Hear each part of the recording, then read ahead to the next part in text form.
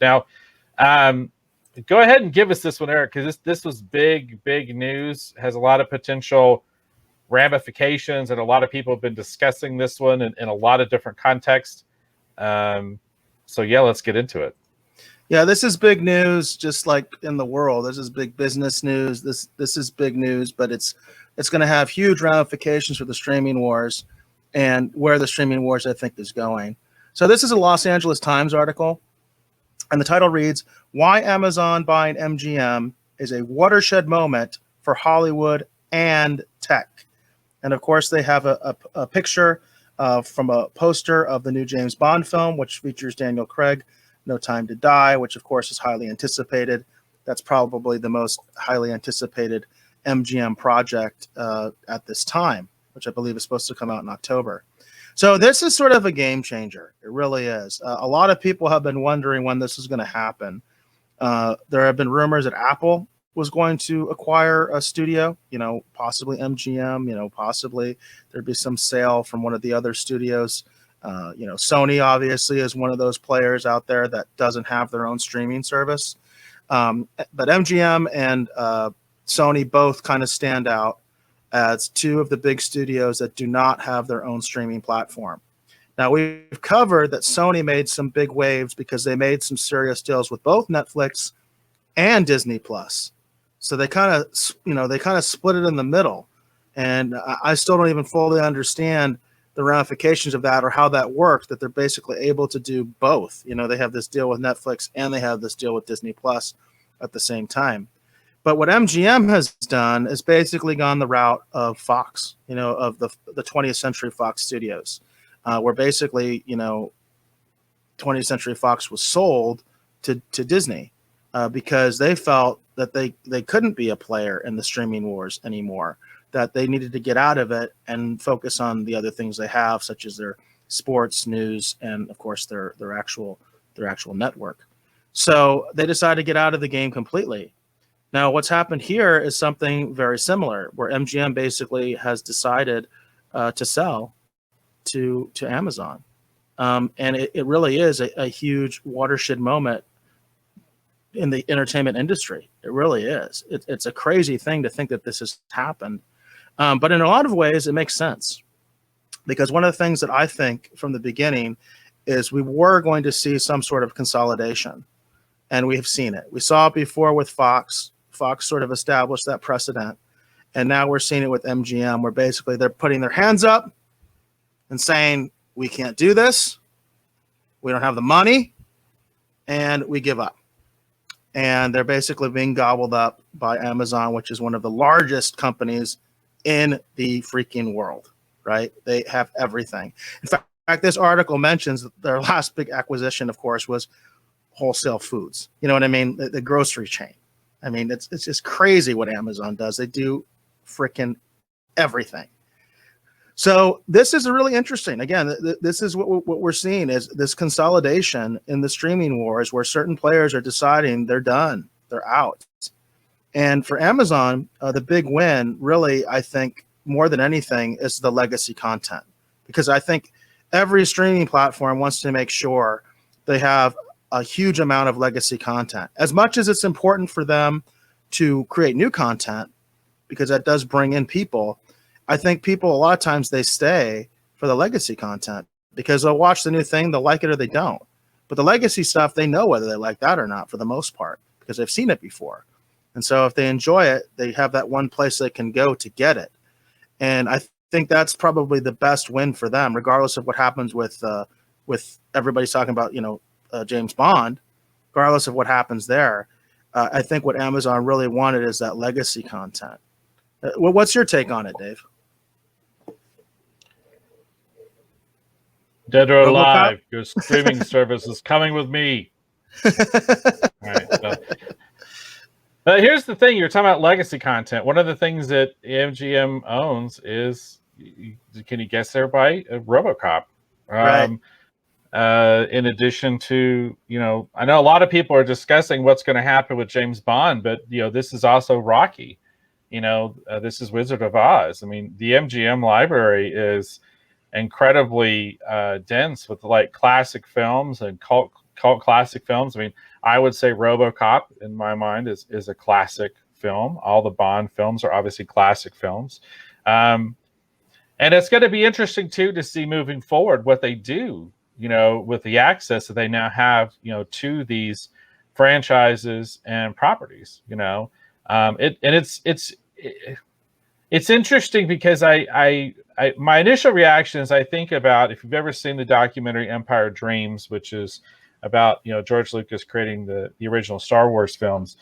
One of the things that George Lucas talks about in the beginning of that documentary is that he talks about how that the movie studios were being bought by all different kinds of companies. They were beverage companies or whatever, and they had marketing departments, and their marketing departments said, okay, well, our marketing department says you need to make this, so they want to go out and make those kind of movies, right? Because that's the marketing department says to do. And he talks about how a lot of young filmmakers had an opportunity to make a lot of films that under normal circumstances, maybe they wouldn't have had the opportunity to make those films. And that's what I think of when I read this headline that says, why Amazon buying MGM is a watershed moment for Hollywood and tech. It's like they talk about everything cyclical, right? And everything comes back again, right? And that's what it feels like. It's that same idea that Lucas was talking about. Well, a beverage company just bought MGM. I mean, not literally, but you understand where I'm kind of going with this logic. No, exactly. So That's been a trend that's gone back and forth for quite a while. And it's kind of interesting. For instance, we covered last week what had happened with Warner Brothers, which is the opposite, where basically AT&T has basically said, we're getting rid of this and we're going to combine it with Discovery. You know what I mean? And have a media company rather than, a media and, a communications company, so they basically decided that they were going to separate. Which again is also similar to the what happened with Viacom CBS back in the day when they split basically their television and film divisions, which I think was a complete disaster. But it is analogous to what's happening. So this is that other direction. This is that direction of consolidation, and basically where this particular studio has given up and basically said that they can't compete, they can't deal with this anymore. The end of this article said something interesting, because you and I talk about content being king, and I do believe content is king. But this guy, his or her, I'm sorry, I didn't read who wrote the article, but their conclusion was actually that distribution is king. And I think in a business context, they're right. That's basically what happened with MGM, especially with the pandemic and everything like that. I think they realize studios don't have that stranglehold on distribution that they used to have, because there's only like 6 or 7 studios that basically control all the distribution for films in the country. That's it. And if you can't get with one of those studios, you cannot get your film into the theaters. But what's happened to the theater industry? It's been decimated because of the pandemic. It's starting to recover, but it was decimated by this pandemic. So now MGM not having a streaming platform, they had no distribution essentially, right? They had no other way to go unless they made a deal with somebody, like they made a deal with Netflix, they made a deal with Disney Plus. And they decided that they're just not going to do that. They decided they just give up, and they're just going to be part of Amazon now, who does have massive distribution through Amazon Prime, right? Massive distribution. They also have the IMDb channel, which is free, right? They can put stuff, legacy content on IMDb, and that's free content. Hollywood Jackson had an interesting comment where he talked about James Bond, the James Bond channel on Pluto, and I wonder how this deal will affect that, because Pluto, of course, is owned by Viacom CBS. So will they possibly take that content away? Now, this article mentions the problem with Bond has always been that it is shared between the estate of the original creator of the James Bond novels and MGM. And that's always been a problem, because the estate is very controlling of what the studio does with this property. So they don't own it outright. You know what I mean? So that's one of the issues with Bond, and will always be an issue with Bond so long as that's the case, so long as they can't wrestle full control of the franchise away from the family, basically the family of the author who created the franchise in the first place. So there's definitely a lot going on. But just as Dave, you were talking about Robocop, because this article just briefly mentions Robocop. One of the other things this article briefly mentions, and I was getting into this actually with PJ from Orville Nation on Twitter, is Stargate. Stargate is owned by MGM. And one of the things I'm really curious as a Stargate fan is what implications this might have for that franchise. They've been trying to bring back Stargate for a long time, the fans and the creators. In fact, on Orville Nation, he regularly has one of the producers, one of the showrunners from the later seasons of Stargate SG-1 on his show, because he also produced Dark Matters, which PJ has a Dark Matters show where they focus on Dark Matters.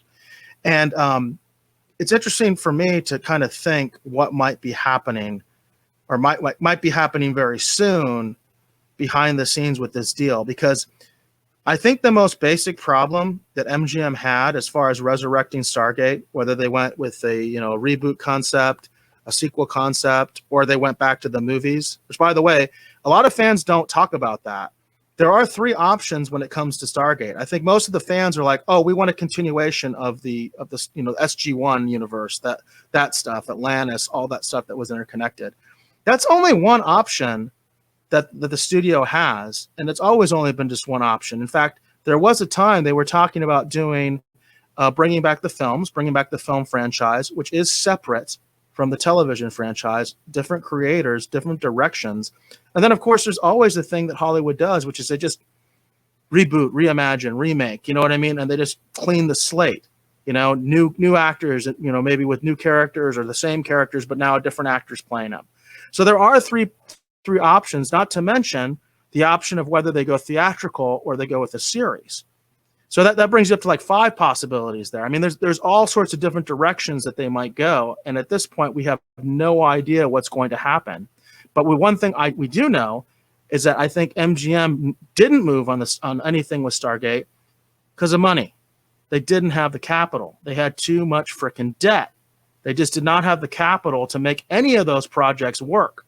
That's why those projects never happened, because they didn't have the money. I mean, MGM just came out of bankruptcy, I think, in 2010. And it has not been a healthy company ever since. It's riddled with debt. That's the real game changer here, is because Amazon has boatloads of money. Amazon has more money than most countries. You know what I mean? It's insane how much money Amazon has. So I think it's only a matter of time before we see something of Stargate resurrected, because they've got all this IP. They want to use it. They want to do something with it. They now have a studio, which is something they've lacked. Amazon doesn't really create content. What they do is they get other people to produce content for them, and then they put it on their platform. That's basically the way Amazon Studios works, right? Now they have their own studio, and they can make their own stuff, if they want to. So it seems to me it's just a matter of time, but I don't know which route they're going to go. And I don't think there's any indication at this point which route they're going to go. So I would say be cautious, Stargate fans, because sometimes you got to be careful what you wish for, because it may not be what you're hoping for, because there are lots of other possibilities besides the one I think you want. Well, here's the thing that's really interesting as you're talking about this, I hadn't considered with Amazon. When you talk about Stargate, when you talk about Robocop, when you talk about things like Rocky and James Bond and Wizard of Oz and all these other properties that are a part of the MGM brand, right? The MGM studio. One of the things that's interesting that I'm sure someone has brought up, but as I begin to think about it, it's even more interesting to me, is, for example, when Stargate, the show, was on television, there was a lot of Stargate merchandise and different things that they were selling at conventions. Stargate was a very lucrative brand when you want to talk about the books and the comics and the statues and the collectibles and the props and all the things that went with Stargate. And then you start looking at these other things like Robocop, for example. There is a lot of room because Amazon is in the business of selling people things like merchandise, correct? Right. It only makes sense for this company, right, to basically own some of these franchises, because when you start looking at it from a business standpoint of, well, now that we own Stargate, well, we can sell Stargate t-shirts and we could do new Stargate, audio dramas on Audible. And I mean, True. it's like you start beginning to contemplate, like for example, they do a lot of stuff with merchandise, like T-shirts and stuff. Like the fact that Amazon now has control of some of these different franchises and properties is pretty amazing when you start considering what they can do, because what they're known for doing to begin with, let alone the concept of new productions. Right. Just the fact that they could take some of this legacy stuff, and even if, in all honesty, Eric, even if they decide not to, revisit, SG1, for example, but they go, but hey, let's bring some of the original cast members back, and we'll do some new audio dramas for Audible only exclusives. Like there's all this amazing stuff that they could do. So it's going to be really interesting to see what directions they choose to take some of this stuff. I mean, for example, like I'd love to hear an audio RoboCop, news story, with Peter Weller, reading the story and maybe giving us some of Murphy's inner dialogue, for example, which we've never really had before. Yeah. There's a lot of potential here for how to revisit even legacy content, whether they decide to do a live action theatrical production or a television based production or not. So it'd be interesting to see what they choose to do. Let's hope they choose to do some interesting things, because there's a lot of potential here the more I think about it. I mean, as a content creator myself, I'm having all kinds of crazy fun ideas I think would be cool, but of course I own none of this stuff, so I can't do any of it. Exactly. So we will see. Time will tell. Time will tell. But as much as I think there are some good possibilities out there, I also think there's possibilities people don't really consider, and you may not be very happy with the end result. I'm just putting that word of caution out there because I could see them doing some really weird things. I really could. So we'll just have to see what they actually end up doing. If, like, for instance, I haven't heard a lot of great buzz about the Lord of the Rings series, so we'll see what happens with that. But we'll see. We'll see what they actually do with this stuff. It would be nice to have some nice new Stargate toys. You know what I mean? That would be really cool. There's even they've done some pretty neat Rocky toys in the past too. It would be nice to see some new stuff come out. But we just don't know what their actual plans are for this stuff, other than they're going to put these movies on Amazon Prime. That's the bottom line, right? That legacy content that they're going to have, so they can expand their library, so they have all that stuff. And you'll be able to stream it if you're an Amazon Prime member, right? So, yeah, that's true. But I can already tell you right now, if we get a new RoboCop story, and it's a new audio drama on Audible, read by the man himself, I'm gonna say is take my money. There you go. I don't say that very often on the show.